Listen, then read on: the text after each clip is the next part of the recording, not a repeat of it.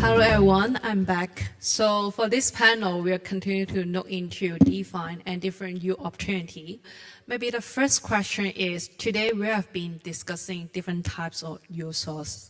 And we know that the market always debating that what is a sustainable use, what is unsustainable use. Maybe today's, we love you're free to give some tips to our audience that how to help the user to distinguish between sustainable use and unsustainable use, and anything you can help them to minimize the risk and then get a more long-term yield. Maybe you can just. So I'll change the topic here because I think we've been talking about not change the whole topic, but maybe shift a little bit because we've been talking about more crypto-native DeFi products. But recent developments on Avalanche, and we're actually focusing and doubling down on what we call institutional DeFi. So DeFi, when we think about this, it's very decentralized. There's no one behind the team. It's all computer program, smart contracts, just providing all the products. But recently, we had major institutions, that's tier 1 asset managers in the space, deploying their CLO fund, which is like credit loan. It's just good companies, loans, and the yield is about 6%, and is trusted by a lot of institutions for tens of, maybe 100 years at least. So these are actually new financial products and options that we have on-chain these days. So that was recently, MakerDAO actually was on the stage.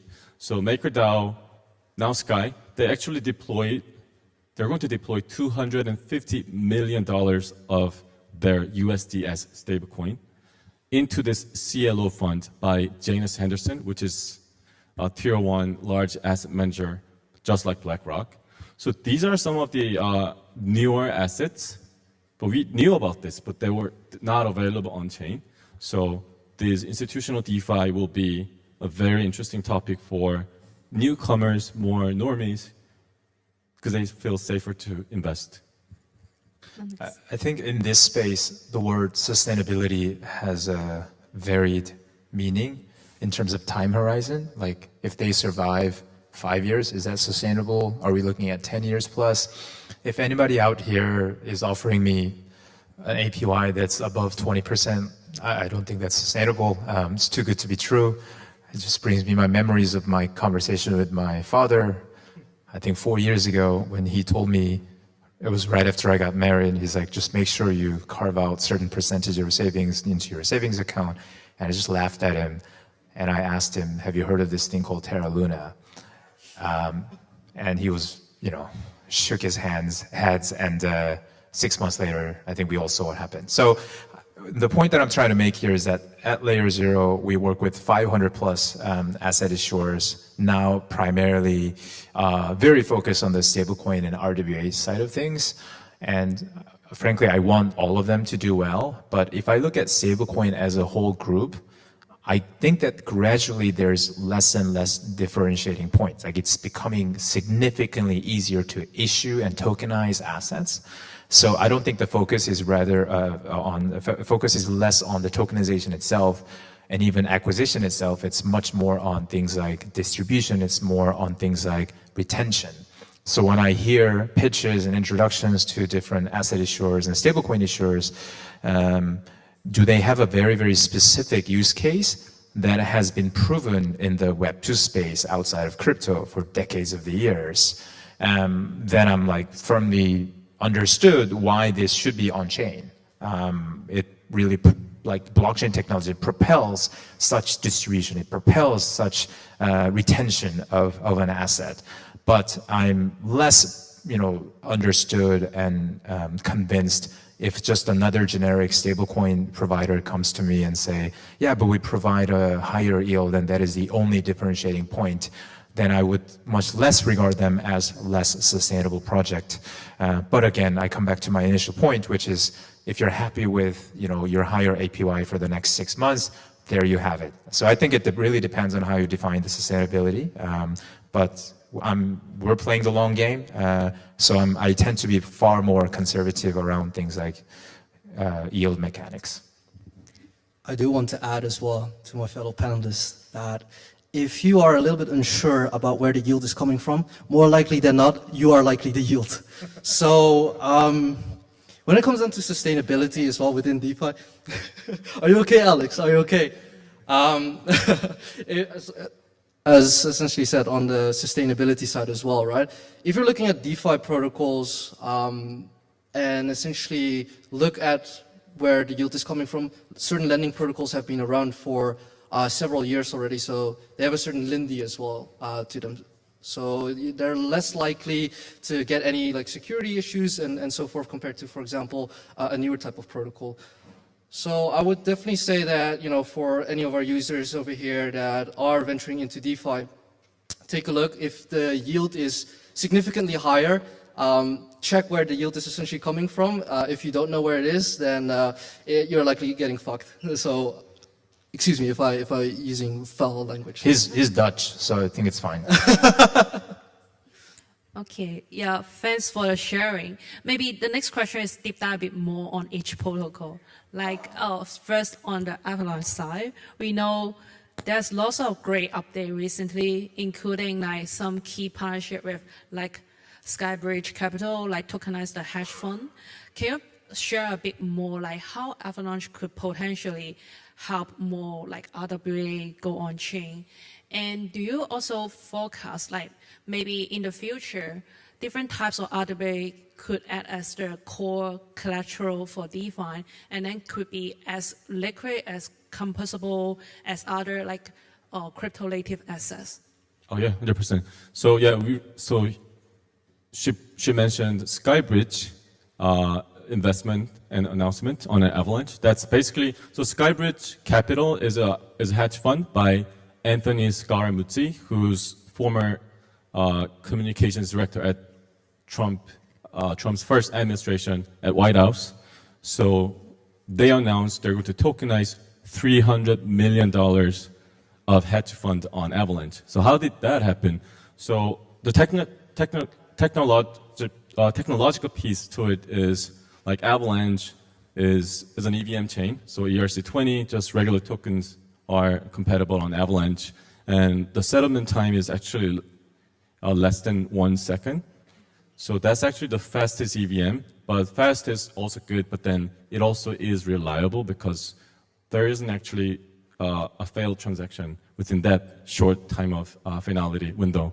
So that's the technological piece to it, but then we actually have been working a lot with these institutions.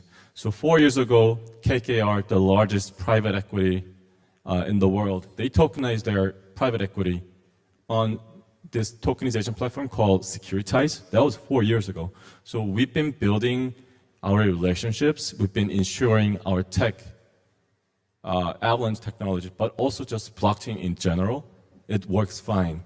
It took us 3-4 years to persuade this KKR, BlackRock, Skybridge, Janus Henderson, JP Morgan, that blockchain works just fine. So that was our efforts in the back end. So it's the team. Actually kind of matters with DeFi, like, oh, there should be nobody. It's just computers. But then actually there's team like, you know, us here on the panel. So that's also a very important part of building trust. Yeah, so yeah, that's what we're sort of doubling down and moving forward. We actually are looking forward to do more, especially in Asia. Yeah. Cool. Yeah, we do see like Avalanche successfully bring many like large name on the DeFi world. Maybe next question is to Jerry. Like, I know your basis is actually the project from like Michael, which is a pioneer on the DeFi space. Like LPU from the AMM, of course, is a new use source which is quite different from the traditional finance. But impermanent loss has been a pain point in DeFi for a long time. So this time, Michael has a new innovation on U basis. Maybe could you please like tell us a bit more in a simple way how this product could solve the existing impermanent loss pain point? And also maybe how do you plan to attract maybe more users to use that? Because the product may be quite complex for the mainstream users. It's actually very funny how you say that the product is very complex or adds additional complexities. Well, we've actually designed the product to be as easy as possible, right? So for a liquidity provider, you only have to provide the volatile asset and receive a yield-bearing asset in return. And everything else, how the pool is being rebalanced and so forth, is all handled by the protocol. So that makes it super, super easy for a user, first of all. Second of all, I also just want to say as well that if you're looking currently within the DEX market, you can really see that the market hasn't really grown at all since DeFi summer. So compared to, for example, the TVL that you are seeing during DeFi summer, it's now significantly low. Like it's only a third of the TVL that it used to be. And one of the main reasons for that is impermanent loss.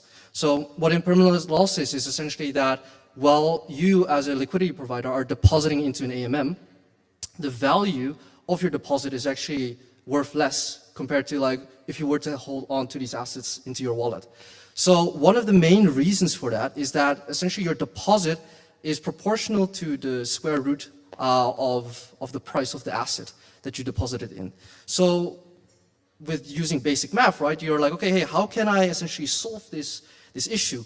And Michael really thought of like a great idea, which is like, okay, hey, we just square the square root, right? And then we get like a linear graph. But it sounds simpler than, because like, if you want to implement that, right? It gets a little bit like deeper into the weeds. So one of the things that we realize is that in order for that value to be proportional to, like get that graph linear again, is to essentially introduce leverage. So what yield basis essentially does is we take the deposit. Let's say in this example, we take BTC, right? We take BTC and then we borrow actually Curve's native stablecoin called CRV-USD. And with that, we create the LP position. Then we use the LP position itself as collateral to back the loan. And then whenever essentially the price of, let's say, BTC were to go up in value, then the price of essentially your deposit will also go up in value as well, one-to-one with the price of the crypto. So yeah, the main issue with like impermanent loss is that while the price of your asset goes up, you're essentially selling your crypto on the way up as well. So you're losing exposure. And with yield basis, we essentially eliminate that. Okay, thank you for a very detailed explanation. And for everyone to know, like your business is going to like launch later this month, so could like closely to follow the alpha. And then maybe next question is for Alex. Also, like as a DGen trader, I also always feel playing to trade between like different multi-chain.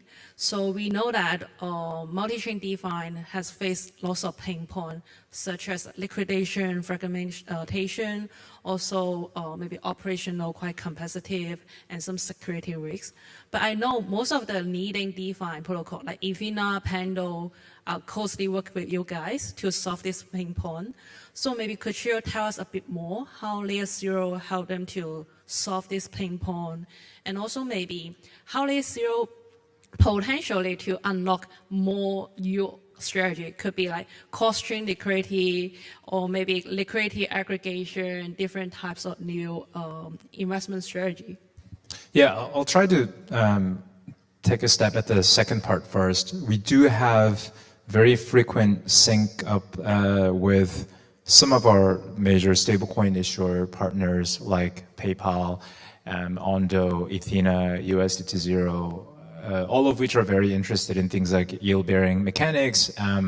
We don't have the answer, right? But there are exemplary mechanics like, what are the differences between rebasing, repricing, and some of the innovative approaches that Ethena has taken that frankly a lot of the second generation stablecoin issuers are trying out. So the point here is that I do personally feel like I'm in this yield generating lab almost on like a weekly basis, like in terms of what these protocols are thinking, what these asset issuers are thinking. So tying back to my initial question of if anyone is throwing me $20+ 100+% of the APY.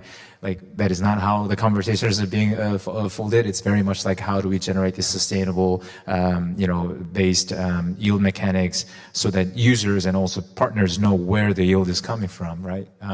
So that's the second part. The first, about the liquidity fragmentation, I just want to start with a statement that interoperability is solved. Like, we'll just make a bold statement there.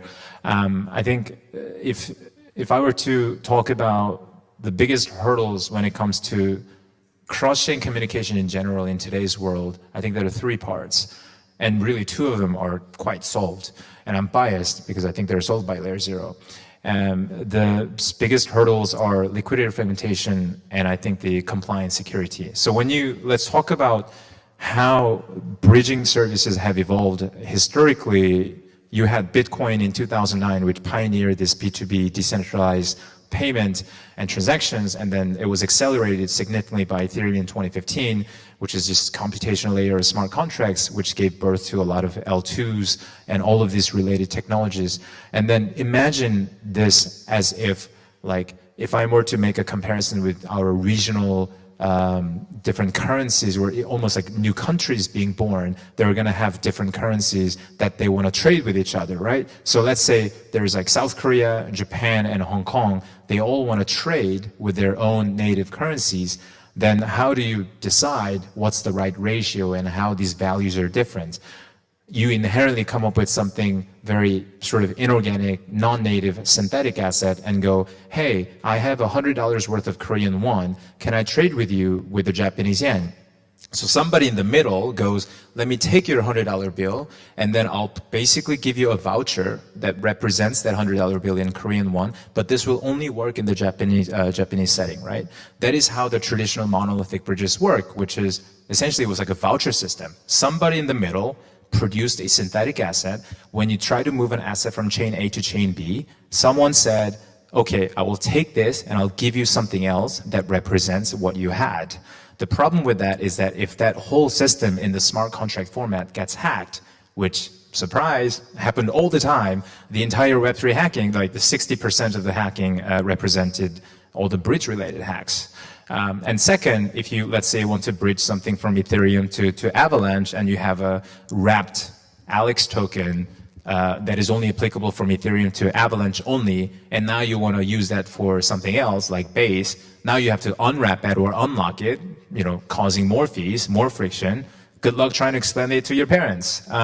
So with all of these problems, LayerZero came up with a universal omni-chain token standard so that asset issuers can communicate with 140 plus blockchains, no matter which virtual machine it's built off of. Again, whether it's Ethereum, Solana, Ton, and Move. So that's essentially how we solve the liquidity fragmentation.